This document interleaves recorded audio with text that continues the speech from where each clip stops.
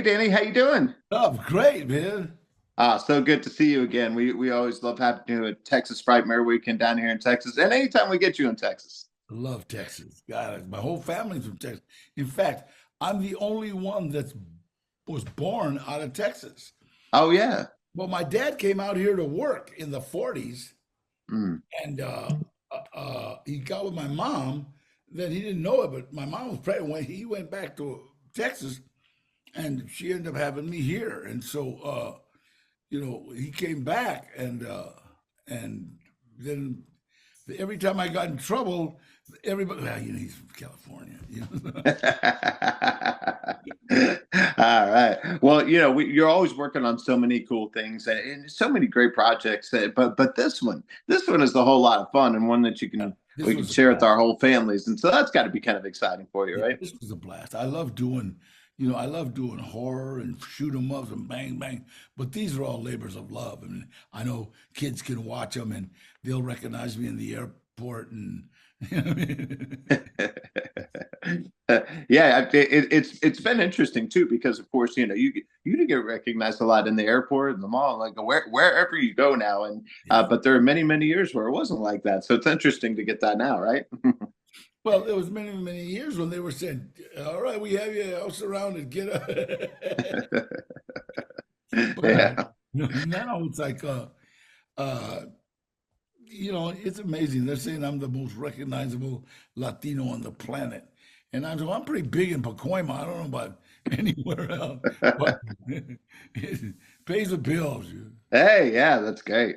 Well, of course, people look up to you and have for years, and they think, see, now that's what I want to do. But you just make it look easy. So, what kind of advice do you give to those actors that are wanting to follow in your footsteps?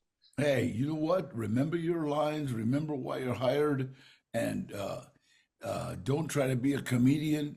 I see a lot of actors trying to be funny when it's not appropriate. Not appropriate. I mean, it's like you're there to do a job. You're Yeah. there to act. And so there's no reason for you to even be talking if it's not your turn to talk. And it's real hard to tell people that because then how are you going to get noticed? Quiet makes the most noise. Yes, that's right. Hmm. Well, you're gonna like this. So, my co-host is Drew Pearson, one of our great Dallas Cowboys, caught the Hail Mary, went in the Hall of Oh, Fame. yeah. Yeah, you gotta love Drew. So, we got to ask you your Hail Mary moment, which is that moment in your life or career you just had to go for it and it worked out for you. What do you suppose that was for you? You know what? I did a movie. It's like, I've had some big ones coming out of prison, but when I worked with Robert De Niro and Val Kilmer, Yeah. Al Pacino, and Tom Sizemore and John Voight, all in the same movie, it's like, okay, you made it. You know? I mean, and when Robert De Niro did a good job, wow, Yeah. get up,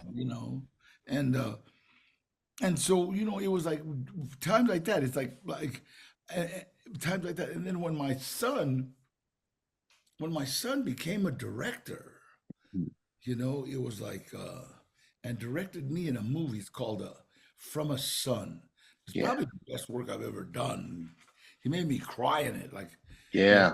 cry. I was planning on doing, kind of a John Wayne.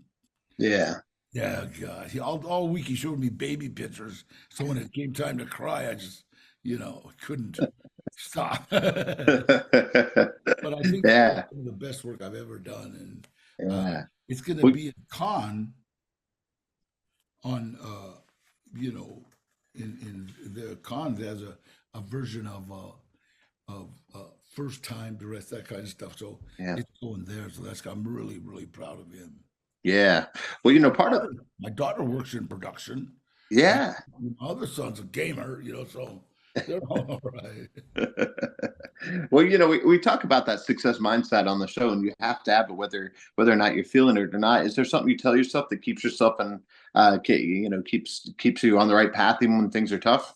Yeah. You know what I do, man? I just know that movies are my second love. Acting is because what this has given me more than anything is a platform. Because when you go talk to kids at a high school, I don't care who you are. I don't care what you do. If they don't know you, it's like it's really hard to get their attention.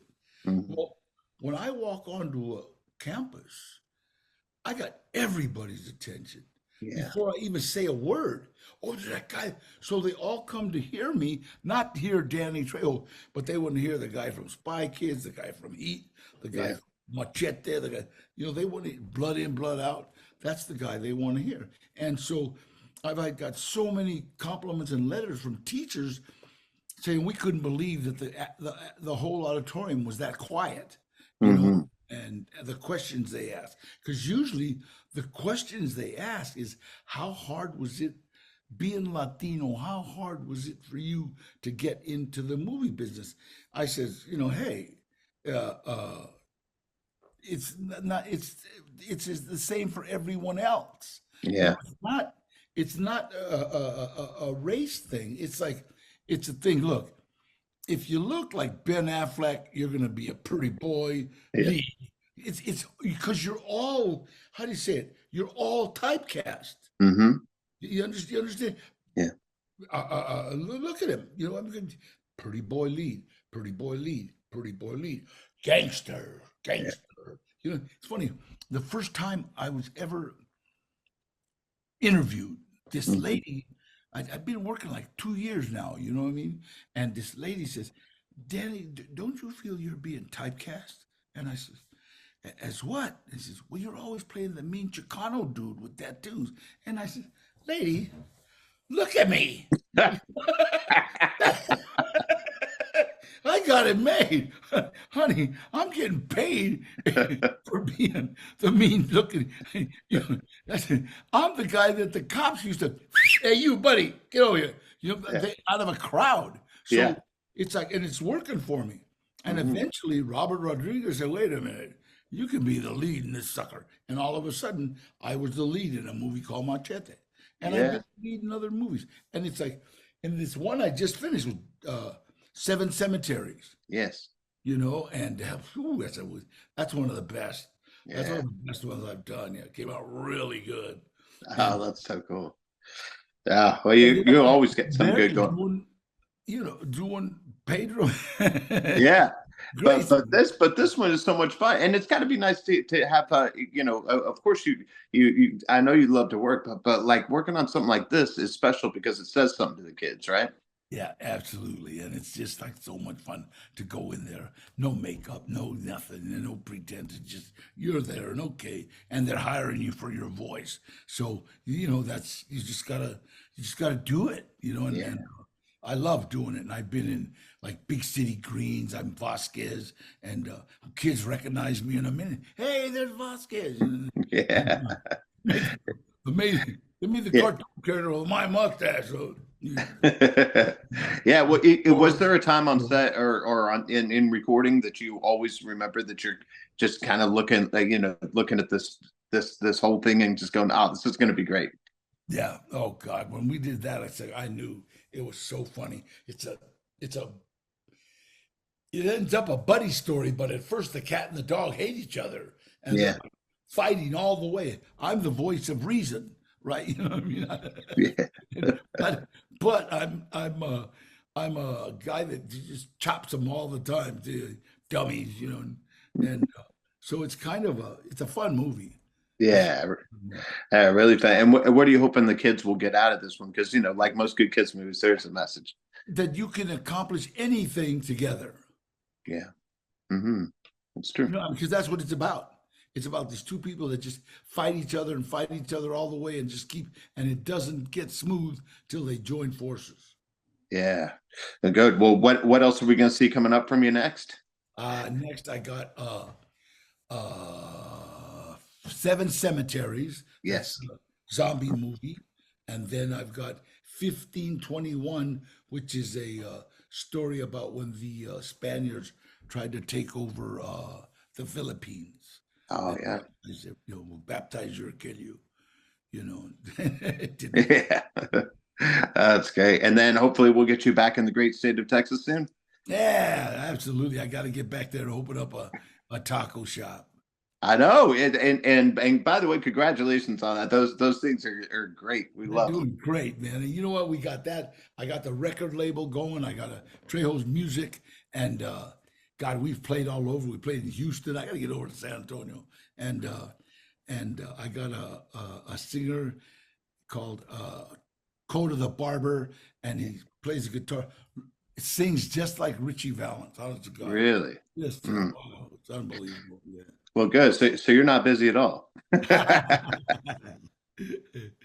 Oh, that's great. But that's part of your success is just constantly working and staying out there, right? Yeah, you have to. Yeah, that's beautiful. Well, thank you so much for your time today. We really appreciate you. As always, so good to talk to you and Thank look you. forward to Love talking San again soon. Antonio. And don't forget, say a prayer for Fernando Venezuela. He's in the hospital. He's not doing well. Okay, you God got bless. it. Thank you so much. All right, Danny.